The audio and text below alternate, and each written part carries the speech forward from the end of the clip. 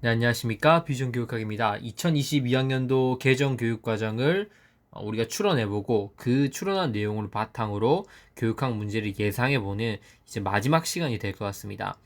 앞에서 우리가 다루었던 강의들은 어, 개정교육과정과 관련된 어떤 인재상이라고 한다든지 지금까지 논의된 내용을 정리한 자료였습니다. 지금 자료가 더 최신의 자료입니다. 이 자료는 뭐냐면 그러한 어떤 일반적인 틀을 바탕으로 학부모 그리고 학생들 그리고 다양한 교육 관계자들과 토의 토론회를 거쳐서 이 개정 교육 과정이 어떤 방향으로 나아갈지를 좀 정해보는 시간을 갖추었던 그 토론 자료입니다. 거기서 중요한 부분을 제가 한번 뽑아봤는데요. 순서는 제가 임의로 편집을 했습니다. 그 중에서 제일 중요하다고 생각하는 게 이 부분이었습니다. 어떤 표가 있었냐면 미래 사회에 대비한 수업 변화와 평가 변화에 대해서 학생과 학부모가 찬성을 많이 한 비율을 가지고 온 항목을 뽑아 놓은 겁니다. 즉 한마디로 이 표는 뭐냐면 학생과 학부모가 이렇게 나아갔으면 좋겠다고 하는 우리 평가나 수업의 방향이 담겨 있는 거죠. 그럼 이러한 내용들이 나중에 2022 개정 교육까지 어느 정도 담기게 될 것이다 라고 우리가 예측해 볼 수 있어요.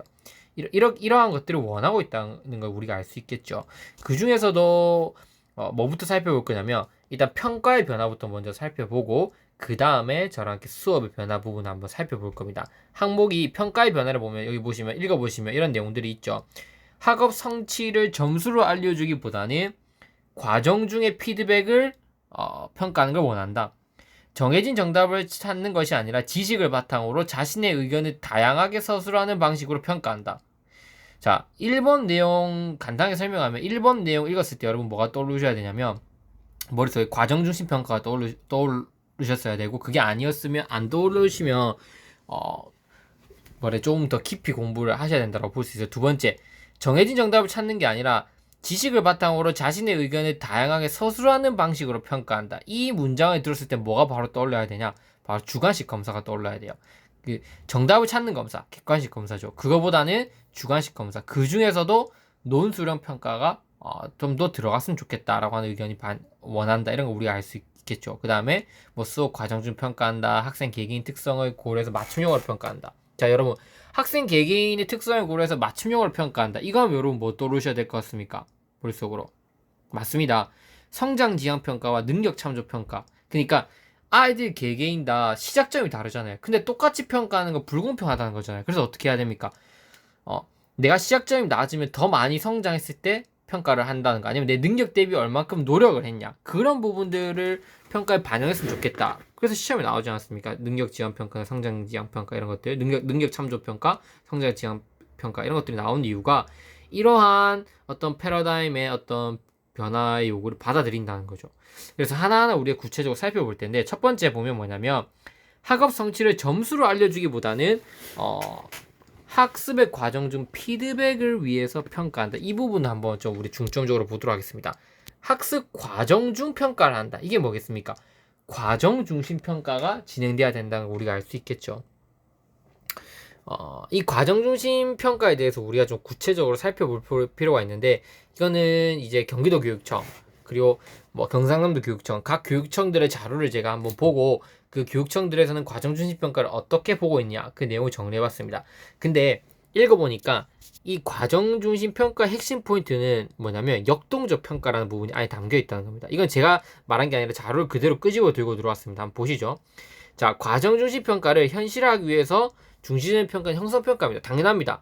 수업 중에 평가를 실시한다는 거니까 이거는 우리가 교육학 이론에서 배웠던 형성평가에 해당된다고 볼 수 있겠죠.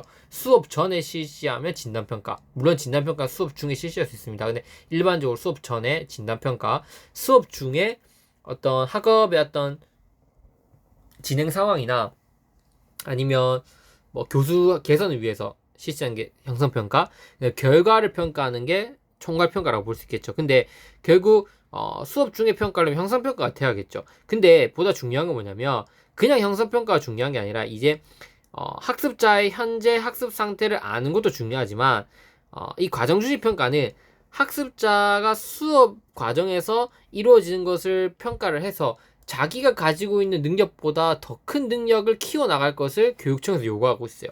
여기 이렇게 제시를 하고 있습니다. 실제적으로 자료로. 한번 읽어보겠습니다. 학습자는 새로운 정보를 기존의 정보와 결합시켜서 능동적으로 재구성하여 받아들인다. 따라서 각각의 학습자는 모두 조금씩 다른 금전 발달 영역을 가지고 있다. 교사는 형성평가를 통하여 자신이 설계한 비교 활동의 적절성을 확인하고 필요한 경우 비교 활동을 수정하거나 학생에게 적절한 피드백을 제공해서 도움을 준다.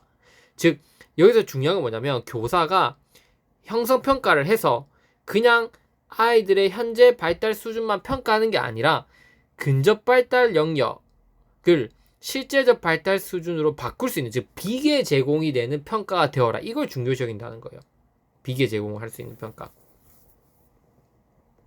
즉 평가가 아이들에게 있어서 정보가 되고 그 정보를 바탕으로 아이들이 근접 발달 영역이 어느 정도인지까지도 파악을 해내고 그걸 바탕으로 아이들이 더 도움을 주면서 성장을 이끌어내는 이 근접 발달 영역과 형성평가라고 하는 것, 즉 역동적 평가의 중요성은 더 커졌다라고 볼 수 있는 겁니다. 그래서 저는 만약에 평가 부분이 시험에 나온다면 지금 나올 수 있는 가장 큰 부분은 이 진단평가, 개별화 학습을 실시하기 위해서 진단평가를 해야겠죠. 진단평가랑 이 역동적 평가가 아닐까 싶습니다. 그래서 역동적 평가는 제 개인적으로 중시적인 게 아니라 이렇게 여기 자료 나와 있으니까 여러분 꼭 보셨으면 좋겠다 싶어서 제가 내용을 가지고 왔습니다.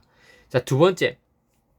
과정 중심 평가의 목적은 초인지 활용 능력 함량이라고 되어 있습니다. 이게 왜 그러냐면 과정 중심 평가를 하는 동안 교사가 평가해 주는 것만 하는 게 아니라 학습자가 자기 자신을 스스로 평가하는 그러한 어떤 학습 내용도 넣기를 바라고 있어요. 여기 이렇게 보면 학생들이 졸업한 후에도 잘 살아갈 수 있는 힘을 길러주는 것이 좋겠다. 어떻게 해야 되냐? 맞다. 자신의 학습에 대해서 스스로 판단할 수 있는 능력을 키우고, 즉 다양한 학습 상황에서 자기를 평가할 수 있는 기회를 제공해서 자기 성찰을 키워준다. 즉 스스로가 스스로를 판단할 수 있는 성찰 능력, 즉 초인지 활용 능력을 키워줘야지 아이들이 졸업한 후에도 잘 살아갈 수 있다는 거예요. 즉 메타인지, 상위인지, 자기 성찰 이런 능력을 키워주는 게 과정중심 평가와도 연관성이 있다는 거예요. 스스로가 스스로를 평가해주는 것도 과정중심 평가의 항목으로 반드시 넣으라는 거예요. 그러니까 이 초인지 활용 능력도 중요시해진다라고 볼 수 있겠죠. 이게 두 번째 포인트였고, 자 마지막으로 이게 있었습니다. 그러면 학습 결과에 대한 평가가 더 이상 중요하지 않은가 이렇게 얘기를 할 수 있잖아요. 근데 아니라는 거예요. 학습 결과에 대한 평가도 상급 학교의 선별 자료로 이용되고 학생에게 미친 영향이 크다. 따라서 총괄평가 또한 중요하다고 마지막에 언급을 해놨습니다. 자료에서. 그래서 평가는 보신 것처럼 학습 결과에 대한 평가인 총괄평가와 학습을 위한 평가 혹은 학습으로서의 평가에 해당되는 이 형성평가, 이 두 가지 평가가 모두 조화를 이루어야 된다고 되어 있습니다. 이때 형성평가는 과정중심 평가의 속성을 가지게 되겠죠. 그래서 여러분들 뭐 다 알고 계시겠지만 그래도 한 번쯤은 이러한 내용들이 중요하다는 거 우리가 한 번 더 숙지했으면 좋겠다라고 생각해서 넣었습니다. 자, 자 그리고 보다 중요한 건 뭐냐?